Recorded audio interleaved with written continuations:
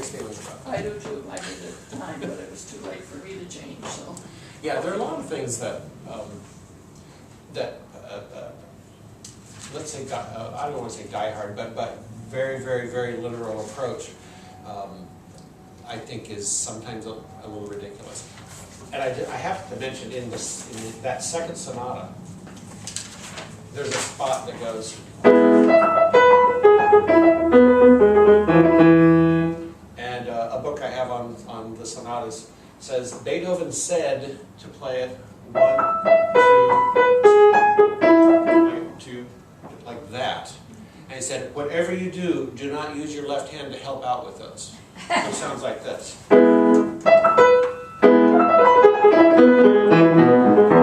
I love doing that. I'm not going to give that up, just because Beethoven said to go. I'm going to go. And yes, it looks a little easier. And there are other places where you can break up an arpeggio. You know, we've all done left hand over right arpeggio. That's okay. Sometimes you lose the effect, the dramatic effect, by having two hands do it. Sometimes making it look too easy is not a smart idea. But so I think we have to go case by case. I'm happy doing that. Okay, back to. Okay, let's see. Oh yeah, cheating again. In the next theme, this one.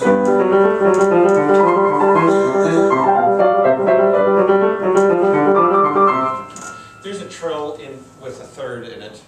It's very hard to do, and I personally am a terrible triller. I'm left-handed, and I have a bad right-hand trill. It's pretty even, but it's not fast. So with that one, I really honestly can't get more than one trill out of it. And I don't see anything wrong with that. The other part is the 6 notes following that. It's very hard to fit in there. I cheat by starting that just a little bit early. I think I was given permission with that, and I had a college piano teacher who said, "Oh, just sneak it a little early, and nobody will know." And it's not that you can't fit the notes in.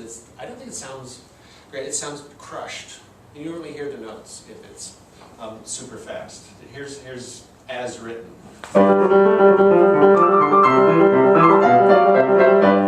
Here's how I do it.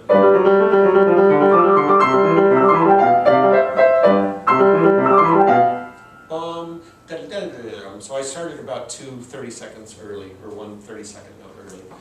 And I just like the sound of it better. It has a nice flow to it, so I think that's a good cheat. I think there's good cheating and bad cheating, and in music, and that's one of them that I think is a good thing to do. Let's see. Oh yeah, right at the end of the opening section here, we have a little codetta.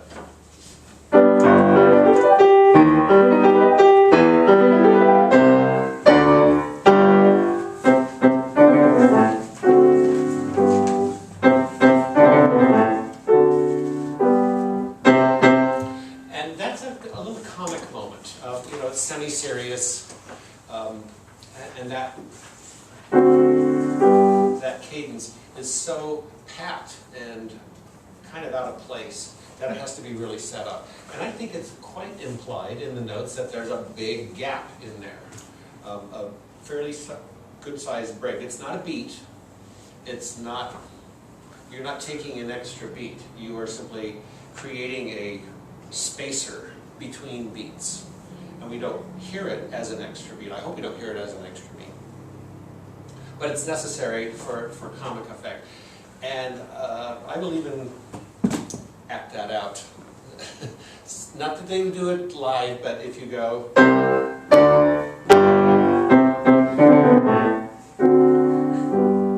It's silly, it's ridiculous, but I kind of think that's implied in the music. And I don't want them to do that, but I'm okay looking foolish to go.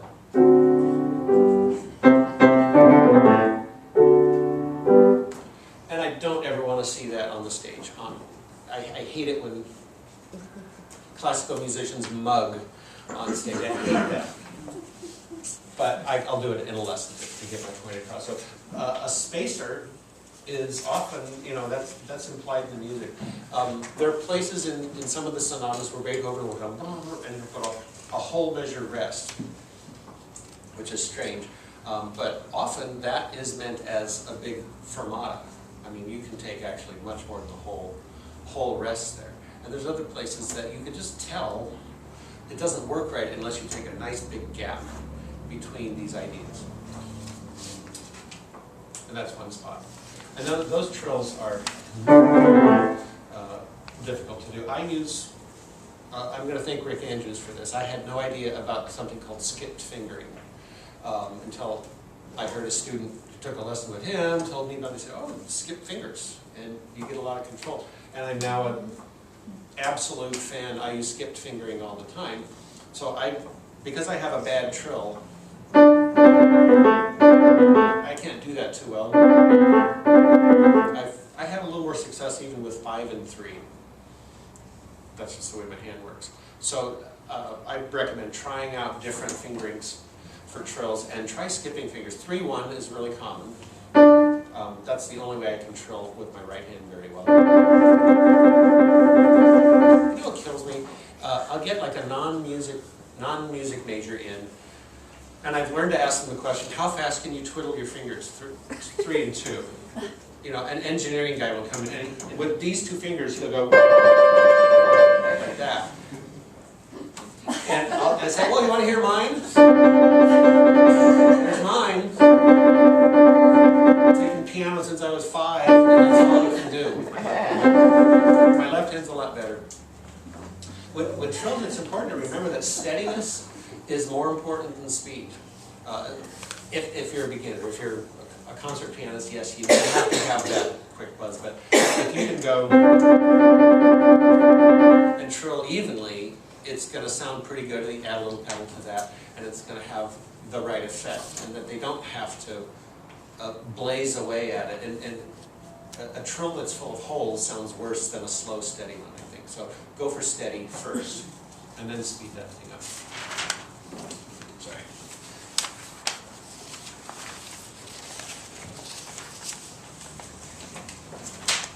Questions so far? I much prefer just conversing with you. I'm not sure what you said.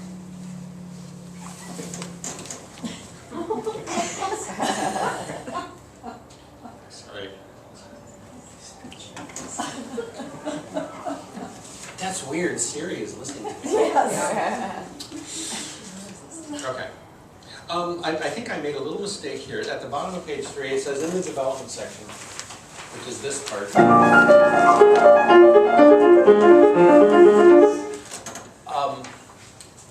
It said that again, there's no way to connect these.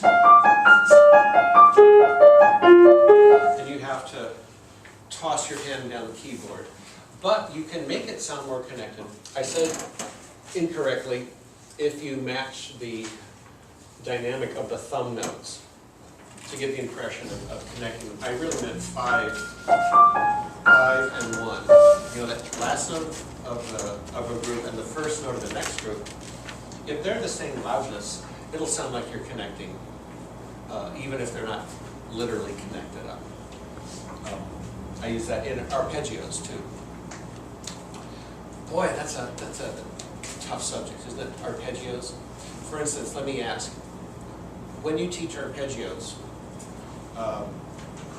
and I won't even make you raise your hand, but just say, do you teach them as you must absolutely connect the 3rd finger to the thumb any way you can because that's the way we're supposed to do it?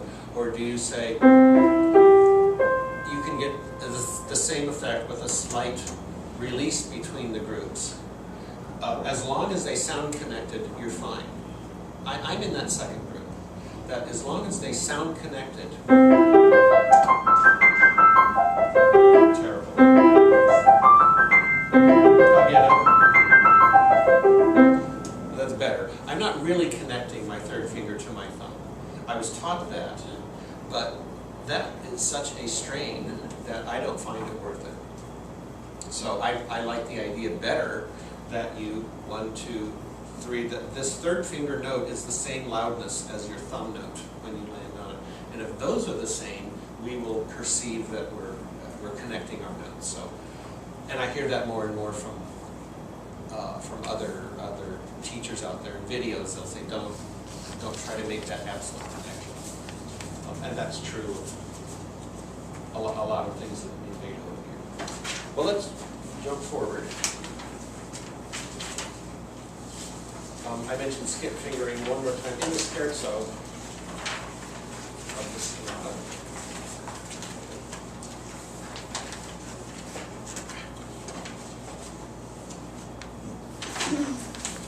Sorry, your video is going to show me doing nothing but fumbling my pages.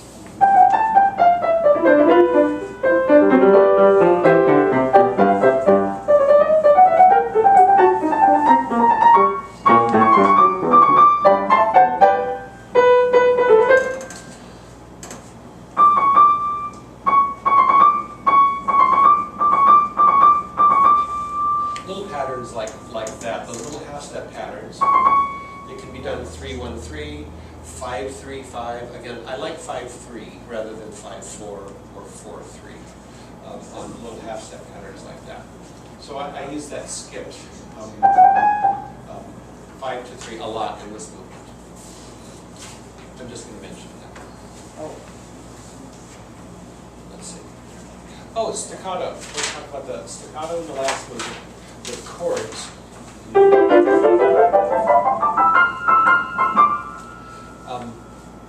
There are 3 types of staccatos that I know of. And the basic one is arm. That's pretty much the only way I use staccatos with most students at the beginning, because they're not playing blazing fast notes. So staccatos are normally just exactly like using a tack hammer, and it's your arm that actually is doing the playing. It's easy, and it gets you regular staccatos, and it keeps them from speeding up if they're using their whole arm. But in this case, these are chords, and you can't, it's too fast to use your arm and go arm, arm, arm, arm, arm. That's ridiculous. Your fingers have nothing to do with this section. Your fingers might as well be a mannequin's hand. That you're playing. They're just blocked out. So this has to be played with the wrist. So the wrist is doing all the work in this one. Very rarely, I think, do you find actual wrist staccato, except in octaves, which is not exclusively wrist anyway. And this isn't exclusively the wrist, it's just mostly the wrist. And very rarely you find actual finger staccato, which is just that. I think that's not the most common type. Anyway, so we have the wrist doing a pretty pure up and down movement. And again, we have this idea that up and down is subsumed under the arm motion. So the arm is carrying you up the keyboard, and the wrist is popping down those chords on the way up, and they have to be timed really right. Exact timing, like a spiccato on the violin. Going up and down the scale, you've got to time the bow and the fingers exactly right. But it's a lot like that. Let's see if I can do it. It also will seize up your arm about halfway up if you're not careful. The arm has to keep in motion.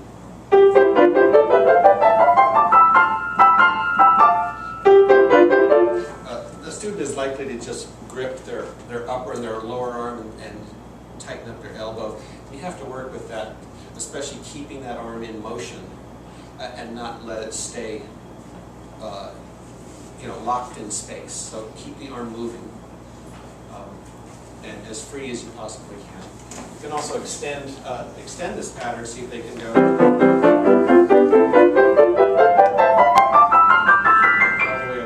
all the way up the keyboard and build up their what's the word I'm thinking of? Endurance by using the whole keyboard for that. Moving along here. Here's another group here where you have to lift in between.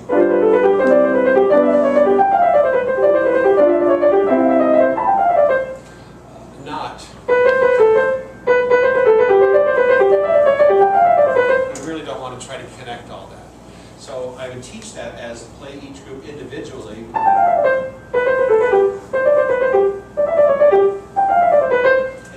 groups sounding good, then you can slide them together. But not try to play it all the way across at the beginning.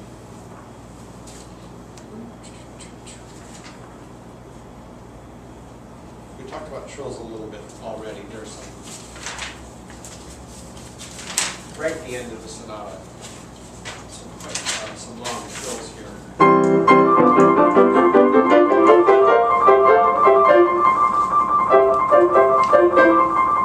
But see, that's not a fast trill.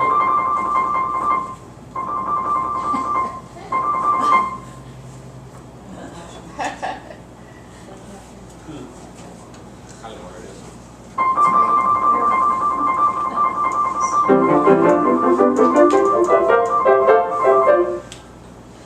That's quite a drop. How does anybody else teach trills? I'm interested in how you guys do it too. I mean, I have my own way. But for instance, a section like that, it says, actually my edition says play that 1 3 2 3 1 3 2 3, which I think that's kind of what I did. If you can bring it off, I like that 1 3 2 3. It's like playing a scale, kind of.